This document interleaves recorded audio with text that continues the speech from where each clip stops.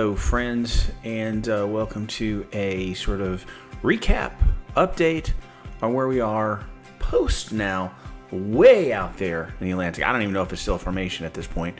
Hurricane Milton. So as you know, it's kind of showing a little bit of updates on, let's see, I'm so out of it, I can't remember, Wednesday, and then kind of our power went out. And then I just didn't get around. We had a little bit of small damage as far as trees goes, which I'll show here, but just didn't get around to posting. So this is going to kind of be recap some of the video you've already seen, just to get a sort of a comparison about what this Category 1 did to, I think it finally was the consensus as it came over Lakeland, Category 1. And then I'm going to kind of show you the map and where it's at, and then update on some of the parks. So that said, let's get into it. This is a update or recap and update on Hurricane Milton. So I'm going to bring you a little bit of a drive through this early this morning and attempt to find a ATM machine, but evidently Chase ATM machines do not work when potentially power out. This is around, I don't know, 7 o'clock, and then a little bit of outside of our house. All right, I just wanted to show a little bit. I'm headed to the bank to get some money out because electricity might be gone. Well, I think probably be gone. Just wanted to show you some of the, this is what at least our stretch of Lakeland looks like Wednesday. Things are supposed to start to get rough, I guess, around 2 or noon, I guess, is with some predictions. A lot depends on this little thing. This huge thing. Milton is wobbling a lot out there, so the criteria, what do we got going up here? Oh, we got tons of ridiculous people waiting to get into Wawa. Okay. So look at this. This is waiting to get into Wawa here. Again, we've got our tank. It's full. Yeah, look at that. Look at that. That's craziness. But again, I think most of the places around here in Lakeland, I think what you're going to see is destruction of signs, because clearly they're not made to withstand 100 plus winds or whatever. But most of the buildings here, I think, the code changed a lot after Hurricane Andrew, and I have to go back when that went through Homestead, but the building code changed a lot to where Florida was separated in zones of wind shear, wind capacity, and that dictated what they had to do. Here's the CVS here. Nobody's in there, but that had a lot to do then with what how the building was constructed to withstand winds. So I think we're in like zone 1, which means we're supposed to be able to withstand anything that was built after, I don't know, I think this code went into effect in the late 90s or 2000. You know, they're out of gas. These guys have always been out of gas. 7-Eleven hasn't had gas for the last 3 days at any one of their places. So I'm coming up on Chase here. But anyway, the code changed so that depending on what zone you lived, dictated how much your home or business had to withstand. So I think most of the businesses around here, you know, are okay. But anyway, most of the businesses around here, or the construction around here, if it was built after that, was made to withstand at least 100 plus winds. So how do you like this? I guess the bank was in too much a hurry. They couldn't do something to the AT&T, despite the fact that that's ridiculous. Chase, that's ridiculous right there. Unnecessary. I mean, that is pathetic. So that's ridiculous. I don't know. I don't know if all of a sudden the power goes out, people can steal out of the money. That would be utterly ridiculous. That's the other thing. So, you know, street lights, stoplights, they're not obviously able to withstand, you know, gusts of wind up to 100 miles an hour. So those are going to go down. Those are always fun. Because nobody knows how to treat a 4-way stop without a light. Nobody. They don't know how to deal with that. How whacked out is that? Look at that crazy. Look at this. These are people here for gas. I might have to just, okay, what is this joker doing? These are people, well, some of them are probably tied up. They don't know what they're tied up for. But that's a pretty doggone line for gas. Jeez. So I'm glad we got ours a couple of days ago. However, even this gas station down from us, everything is done out. And that's what's crazy. So there's supposed to not be any supply issue, demand issue, but the supply is out. Hello, adventurers. So I wanted to just show a little bit about where we stand on 9/35, October 9th. This is several hours before wherever this is supposed to come through. The path, I believe, has changed again since the last 5 o'clock advisory. So anyway, it's raining right now. Insurance purposes too, because we don't know. So there's our neighbors. So we do have a block between, just that and sort of an outer barrier wall. This is our kind of our backyard. You see it's raining pretty good, but the wind's not crazy right now. Trees, but they're pretty stable. And they've been through other hurricanes. I'm worried about this right here, because I don't know what this can withstand. But this is all kind of wetlands. Our house here, a little dirty.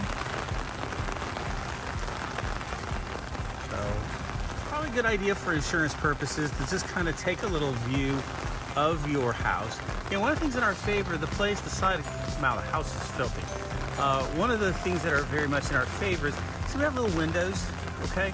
This would be facing the wind, okay? So for the most part, we don't have a lot of huge windows that are facing the wind. We've got little small trees, a little worried about that one.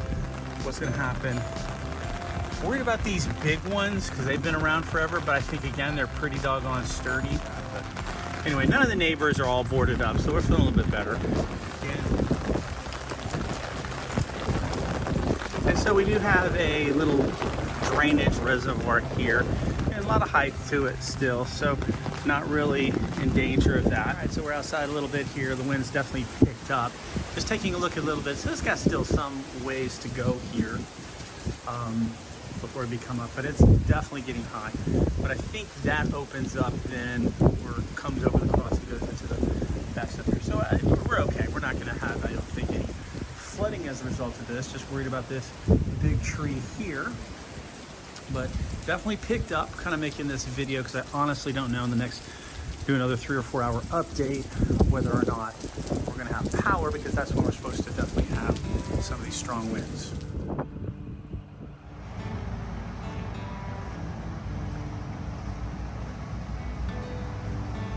This is after they've already cut down so much of it.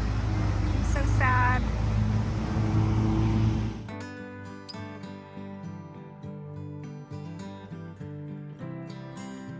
So I didn't do a very good job of showing what our yard looked like, but this is the debris that we got from the yard here. We're hoping maybe, so our good yard people came and cleaned us up. You can see here, just tons. That big tree that I showed fell down. All right, so you can see here the tracking of Milton out here in the West Coast. Now, according to the meteorologist, what was crazy about Milton is that it actually had formulated over here in the Pacific. Went across, and again, I'm not all familiar with their fancy terms, a tropical depression, whatever it was, tropical impression, I don't know, but went across Mexico, and then because it hit the really warm waters here of the Gulf, started to form a more formidable storm.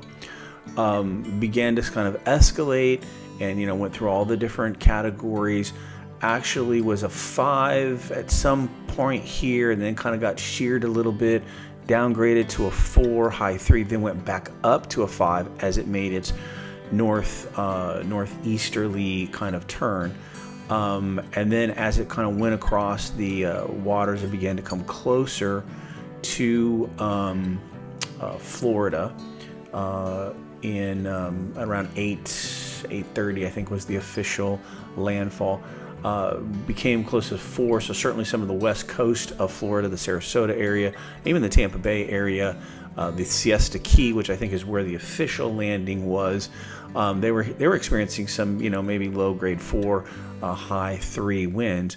But as it actually hit landfall at Siesta Key, somewhere around the Sarasota area here on the west coast of Florida, it was officially a Category 3. So, to give you a little idea about some of the categories of these things. So, like I said, Milton had kind of gone through pretty much all the categories out there in the Gulf, from tropical depression to Category 1, 2, 3, 4, 5, downgraded to a 3-ish 4, then upgraded back to a 5.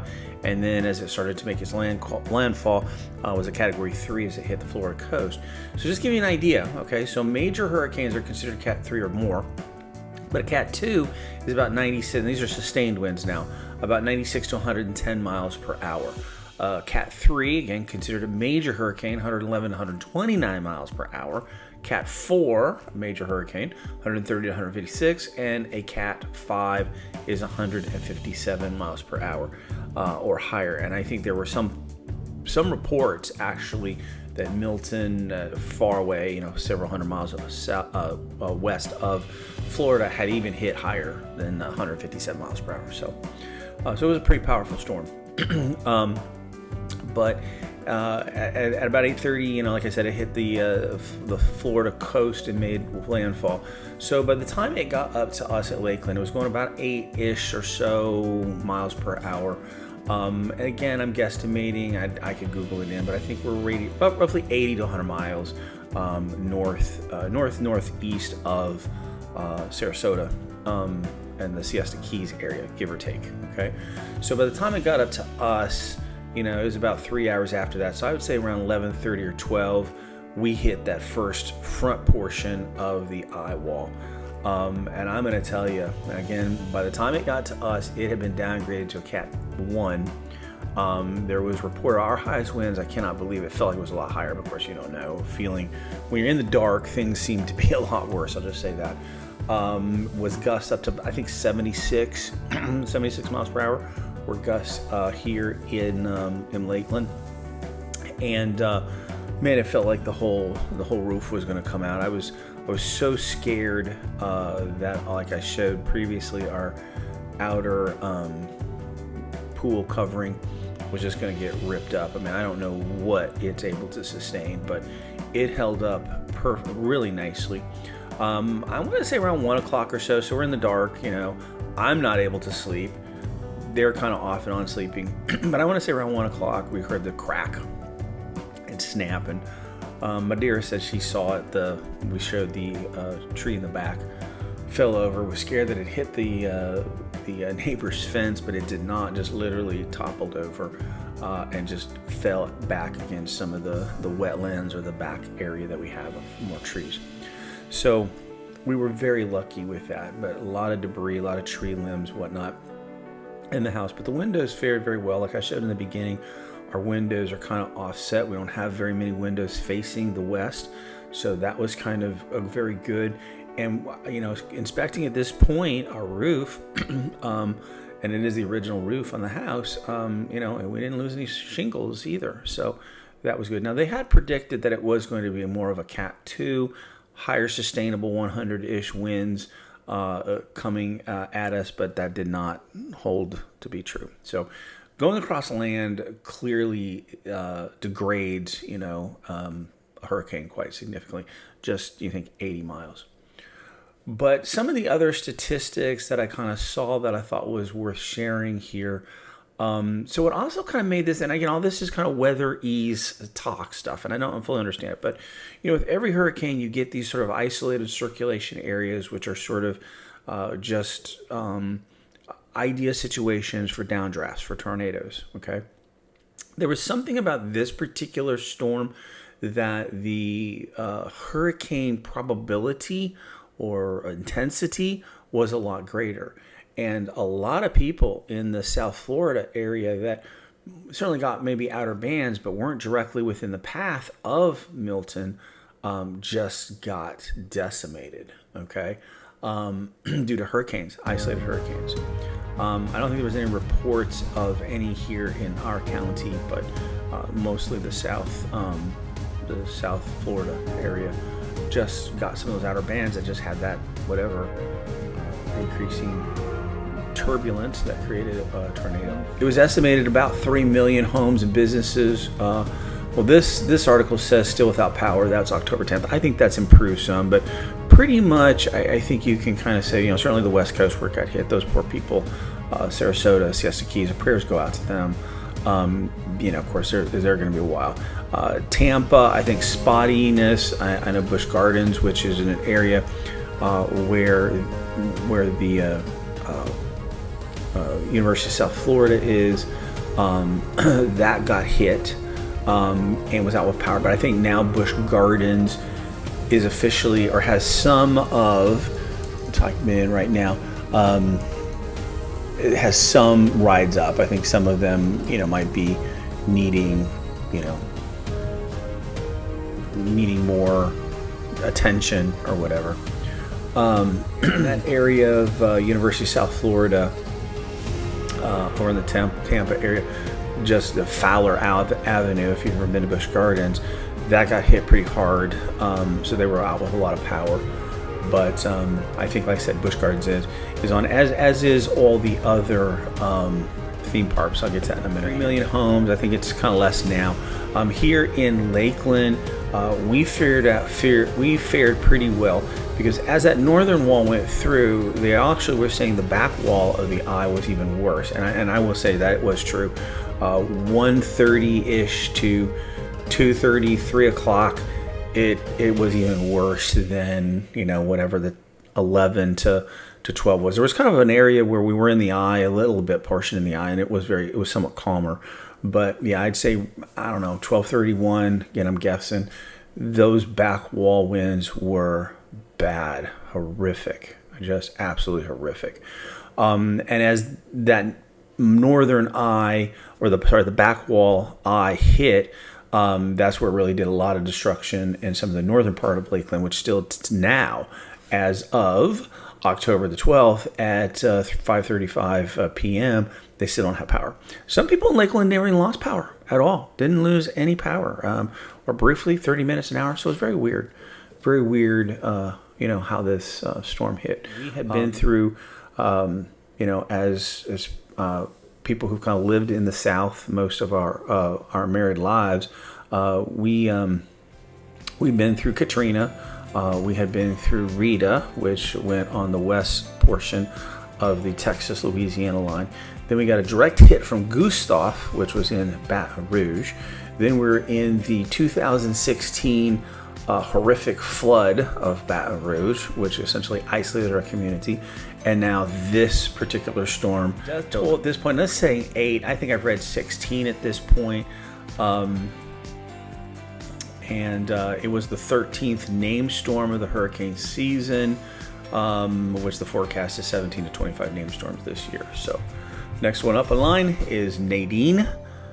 So go away. Don't come to us.